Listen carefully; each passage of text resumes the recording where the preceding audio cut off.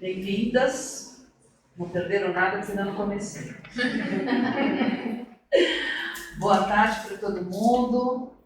Bom, nós estamos aqui reunidos. O tema hoje é bem interessante. E vou explicar porque eu acho mais interessante ainda. Porque nós estamos aqui na lição 158 do nosso livro Fonte Viva, que é uma psicografia do Chico Xavier, inspirado pelo Espírito Emmanuel. Então, essa lição 159, que nós vamos dar, é na presença do amor. E a anterior chama-se na ausência do amor. Então, na anterior, nós podemos ver que Emmanuel nos traz um alerta sobre a ausência do amor. Para resumir, aqui a gente tem só 15 minutos, não posso me estender muito, mas para pegar a essência da lição, a ausência do amor seca a alma. Então é muito importante a gente ter isso em mente, que depois nessa lição que nós vamos analisar é a presença do amor, que naturalmente vai fazer que a alma fique viva, fique cheia de carinho, de receptividade, de tudo de bom. Então aqui, Emmanuel, como sempre, ele vai se basear numa passagem do Evangelho, que está assim escrito em João, no capítulo 2, versículo 10, na primeira carta. Aquele que ama a seu irmão está na luz e nele não há escândalo. Escândalo na Bíblia é algo assim que não induz o outro ao mal. Não é o escândalo da forma que nós compreendemos. Então, aquele que está na luz, naturalmente, ele vai ser uma pessoa que não vai induzir ninguém ao mal, e sim ao bem, ao amor, que é o que nós vamos estudar hoje. Então, Emmanuel, ele vai falando, assim, logo no primeiro parágrafo, eu acho que é importante eu ler, porque ele é uma boa abertura. Quem ama o próximo sabe, acima de tudo, compreender. Esse verbo vai ser muito importante nessa lição, compreender. E quem compreende sabe livrar os olhos e os ouvidos do veneno visco do escândalo, da má língua, né? A fim de ajudar ao invés de acusar ou desservir. Então, muito importante a gente pensar nessa primeira parte aqui, que nós podemos saber que a compreensão, tanto que é defendida tanto aqui no Espiritismo, a importância do estudo. O estudo nos leva à compreensão. E nós temos aqui a proposta de uma fé raciocinada, onde a gente vai estudar, analisar, discutir, conversar, e não é uma fé imposta, e isso é uma forma da gente poder se relacionar com a fé. Não é nem melhor nem pior, mas é essa forma que é proposta pelo Espiritismo desenvolvido aqui por nós, que nós baseados nos estudos do Kardec e todo mundo que nós estudamos. Aí eu vou fazendo um pouquinho um resumo da lição, que no segundo parágrafo, o Emmanuel, ele traz para nós a verdadeira fraternidade. A verdadeira fraternidade não é só a que se dá entre nós amigos, é a que se dá com a humanidade, onde nós vamos compreender que todos nós somos filhos do mesmo Pai, somos filhos de Deus.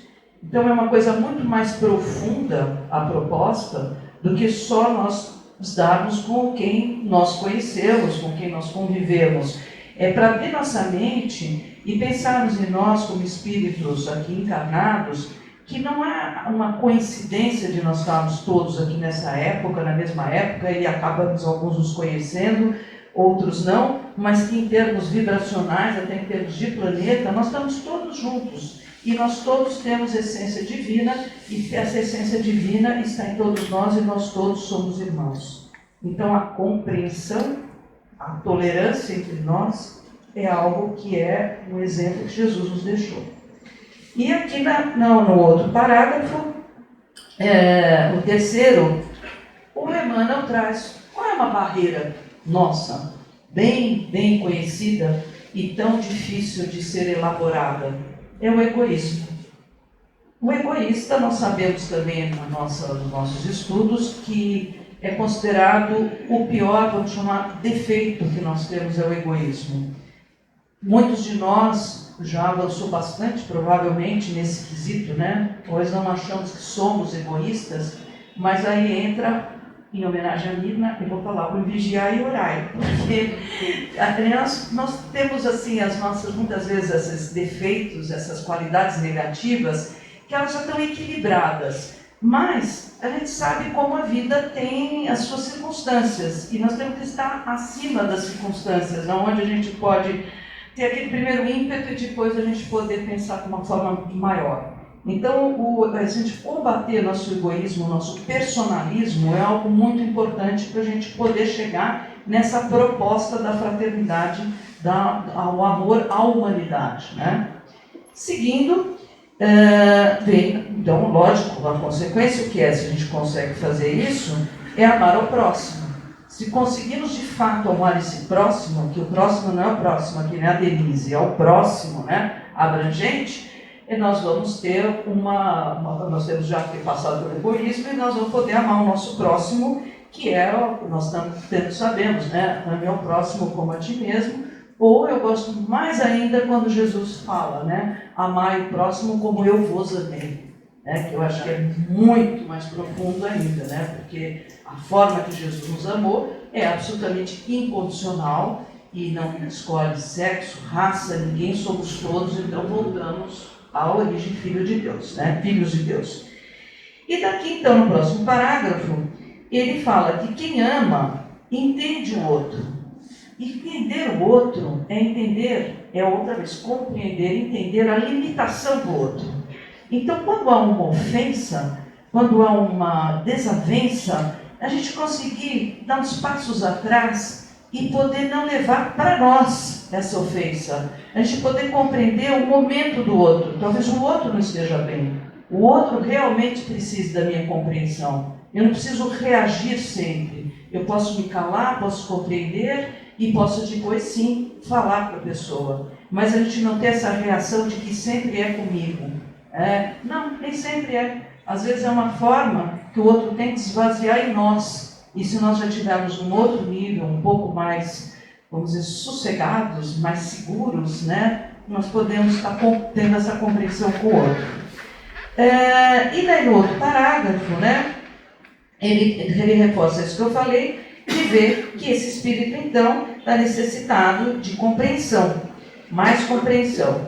E aí, vamos seguindo, ele fala assim uma frase bem emblemática aqui, que é: quem ama, compreende. Eu acho que faz sentido, né? O amor abraça todas as coisas. Se a gente tem uma visão amorosa das coisas, a gente pode compreender as coisas, né? E a gente pode ter essa disposição para fazer o que está certo, ou acolher. Nem sempre a gente vai ter êxito, nem Jesus teve êxito em tudo aqui na Terra, mas deixou todo o caminho aberto para a gente poder aprender com tudo que talvez, né, nós sabemos o quanto ele foi incompreendido por um certo grupo de pessoas, mas ele deixou tudo para nós podermos aproveitar o máximo. E aqui então, eu pensei que nós temos algumas coisas que poderíamos falar. A gente poderia falar da parábola do bom samaritano, por exemplo, que vai e salva o outro na estrada, que ele desconhece tudo, e leva para ser curado, o ataque que essa pessoa sofreu, de bandidos e tudo mais. Mas me ocorreu uma outra coisa que a gente pode ter uma visão, que eu acho que é um convite interessante, que é as bodas de Caná. Depois eu vou juntar. Né? As bodas de Caná, o que eu acho começa sendo muito interessante, também está em João, e está só no Evangelho de João, a bodas de Caná. E ele é considerado o primeiro milagre de Jesus. E esse primeiro milagre tem uma história que eu acho muito interessante, porque Jesus chega, é convidado para ir nessas bodas, que é um casamento, uma festa, e nessa festa ele vai com a mãe dele, Maria, já vai com alguns discípulos, e quando a festa está acontecendo, acaba o vinho. E Maria vem e fala com Jesus. Não vai falar com alguém que trabalhava lá, que estava cheio de serviçais, né, uma família abastada. Ele vai e fala para quem? Para Jesus. Então causa para Maria, nossa, acabou o vinho, fala com Jesus. E Jesus fala para Maria chamar os servos que estavam lá, as pessoas que estavam trabalhando, e diz para eles: oi, Aide, tudo bem? E diz para eles assim: peguem os barris que estão vazios e enchem de água, mas enchem até em cima, completamente cheios, e depois tragam para mim. Assim fizeram, e essa água se transforma em vinho. E eu sempre acho curiosa essa metáfora toda, e eu fiz uma pesquisa, aliás, bem rápida, porque são essas coisas interessantes que quem é palestrante sabe, que a gente vai querer fazer uma pesquisa longa, tal, em 1 minuto a gente já achou, né? Se fosse um trabalho nosso mesmo, demoraria assim, alguns dias, mas de cara já veio, e eu vou falar que é de essa interpretação, vou falar com minhas palavras, mas foi inspirada num trabalho de uma pessoa que chama André Lourenço, que dá estudos bíblicos e acesso cristão. Então ele faz 8 lições das bodas. E ele começa assim, que a primeira coisa da gente entender dessas bodas é a importância de Jesus estar presente.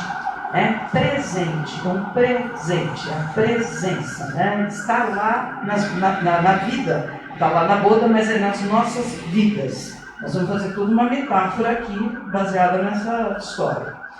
E ele fala assim, eu e ele agora, porque eu não sei bem quem está usando as palavras, que a gente tem muito desejo de conversar, de pedir as coisas para Deus, mas que a maior das bênçãos é a presença de Jesus em nós, é a presença contínua dele em nossas vidas.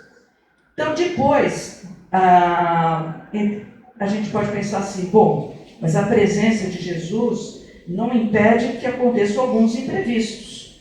Acontece da mesma forma, algumas coisas nos acontecem, nós estamos com a presença de Jesus. Mas a presença acaba sendo a resposta para todos esses desafios. E a gente vai continuando a pensar, né, que a vida, de fato, não é necessariamente um mar de rosas. Mas a gente ter esse recurso de ter Jesus em nós, é onde a gente pode ter certeza de que nossos problemas acabarão sendo resolvidos. Né? Então, a gente pode levar um problema a Jesus. Então, aqui tem uma frase que eu vou ler do milagre, né? E faltando vinho, a mãe de Jesus lhe disse: eles não têm vinho. E aqui tem uma consideração interessante, que traz que a gente tenha discernimento. Não é qualquer pessoa que possa nos ouvir, e não é qualquer coisa que nós também seremos ouvidos nesse momento, vamos poder estar recebendo. Mas que Maria vai falar com a pessoa certa, e que terá o tempo certo. O tempo também não é o nosso tempo. O tempo de Jesus, o tempo, vamos falar de Deus, é o tempo de Deus. E aí requer muita humildade nossa, que a gente aceite que esse tempo, não adianta a gente querer mudar isso, a gente achar que a gente pode ter essa pretensão. A gente tem que ter a fé, a paciência e a esperança, e de poder estar esperando o momento certo que vai chegar para nós. E aqui tem uma outra parte que eu achei muito interessante, que também fala assim, nessa passagem das bodas, né? Deixa o vinho inferior secar. O vinho inferior secar, eu fiquei pensando, é a nossa reforma íntima, né? A gente limpar o vinho inferior, porque aqui é dito nessa parábola que o bom vinho é tomado depois, que foi o vinho que Jesus serviu, né? Que é todo esse amor que a gente está conversando. Então, o que seria isso, secar essa reforma íntima? É tirar de nós as atitudes negativas, as crenças negativas, as crenças limitantes, a arrogância, o medo da nossa autoanálise, para nós pararmos de terceirizar que tudo é culpa do outro e refletir que tudo pelo menos tem algo nosso. Não é uma questão de que sempre é o outro. E a gente só pode ir resolvendo as questões quando nós assumimos em nós a nossa parte. Às vezes pode ser até que não temos nada mesmo a ver. E aí o que nós teremos? Essa atitude espiritual mais elevada de poder compreender o outro. Né? E o medo de mudar. Né? Porque sempre que a gente faz uma escolha, a gente tem que deixar alguma coisa para trás. Sempre. né? Uma escolha requer que a gente vai mudando. A gente vê, muitas vezes até no Evangelho Lar, a gente conversa, coisas até corriqueiras, né? Se a gente é solteiro em casa, a gente deixa de ser solteiro e casado. A gente já deixou um tipo de vida para outro tipo de vida. Então tudo é assim, né? E o que a gente pode pensar? Se a gente consegue superar essas barreiras, aí a gente pode permitir que Deus nos ofereça algo novo. Eu gosto de falar que a gente está atento, que a gente pede, e às vezes a gente fica num estado negativo e as coisas já estão acontecendo, as possibilidades já estão acontecendo, mas eu estou tão enraizada no meu sofrimento, na minha dor, curtindo assim, que eu não tenho a possibilidade de ver o que já está na minha frente. E eu não aproveito a oportunidade. E às vezes a oportunidade pode voltar, mas melhor a gente não arriscar, né? Melhor a gente pedir e ter a disposição de olhar mesmo, olhar em volta e ter essa coragem de tomar uma decisão. Porque daí depende de nós, a coragem, né? Porque aparece alguma coisa e a gente sabe que a gente vai deixar alguma coisa para trás, vai outra para frente, então a gente tem que ter essa disposição. E aqui, seguindo, que eu já falei do tempo de Deus, e aqui tem uma questão que eu achei muito interessante, né? Que está aqui assim, obedeça sem questionar, né? A fé e a obediência. E eu fui pesquisar, porque como aqui nós temos claramente a proposta da fé raciocinada, então me instigou um pouco. Eu falei, acho que essa obediência não é a obediência da forma que eu estou imaginando, que é a forma de ser, assim, calo, aceito, sou servil a isso. Não, eu vou pesquisar, a etimologia da palavra nos leva a outro lugar. Porque o ob é voltar para, é ob audire, em latim. Então é audição, é ouvir. Volta ao que a gente estava conversando. Qual é o quanto eu ouço o que eu peço? E aqui vem, o milagre é proporcional à obediência.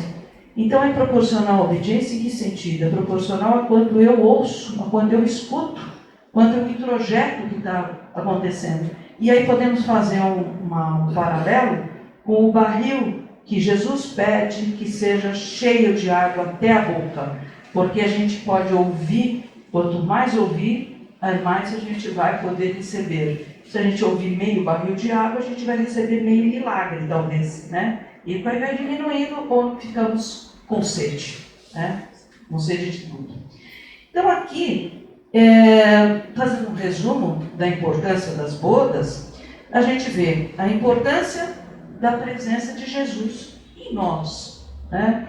É diferente quando a gente está em convívio com Jesus, vamos dizer, aqui, conversando, e depois a gente poder ter essa sensação de ter introjetado esse conhecimento, introjetado Jesus em nós, que nós temos a companhia dele. Então é a presença. Outra coisa que eu quero ressaltar, né, é essa seletividade da gente poder saber com quem, como conversar. Então até os nossos pedidos, as nossas orações, quais serão, como serão e com que intuito serão. Porque a gente não pode pensar que a gente vai ter uma possibilidade de ter aparências nessa relação que nós temos com Deus, né? Nós somos absolutamente transparentes. Então a gente faz essa nossa reflexão, que a gente chama aqui mesmo da nossa reforma íntima, né? E então essa coisa do ouvir, e daí a confiança, e pensar que o tempo de Deus é um tempo perfeito. Então nós temos que ter essa disposição e é sempre essa fé ativa e esperançosa. Então, por que eu falei disso? Porque na lição que a gente fez o resumo, Emmanuel nos traz as nossas sombras e contrapõe com o amor que decorre de todas as virtudes. E nessas bodas a gente entende que o amor maior é esse amor a Jesus, é essa nossa ligação profunda com Deus, né? E a gente pôr a ideia, né, que sem amor a alma seca, mas com amor nós podemos tudo. O amor tudo envolve. O amor é algo que ele está aqui à nossa disposição e que depende de nós, das nossas escolhas, que nós sabemos que nós temos o nosso livre-arbítrio e que nós podemos escolher. E também, depois que a gente chegar a esse lugar, nós vamos escolher se nós vamos fazer as obras, como Jesus propõe, se nós vamos dividir isso com os outros, que nós vamos propagar isso, ou nós vamos guardar para nós e voltamos lá, de certa forma, apesar de muito sábios e muito amorosos, um pouco egoístas. Então fica um convite aqui de reflexão. E cada um de nós está num ponto, mas estamos todos sempre nesse movimento de subir, de melhorar, e às vezes a gente vai dar uma caidinha, alguma coisa, mas que não tem importância. O bom é que cada vez a gente fale menos e por menos tempo. Então, agora já deu o nosso horário e eu fico aqui para a gente conversar mais, tá? Obrigada pela atenção.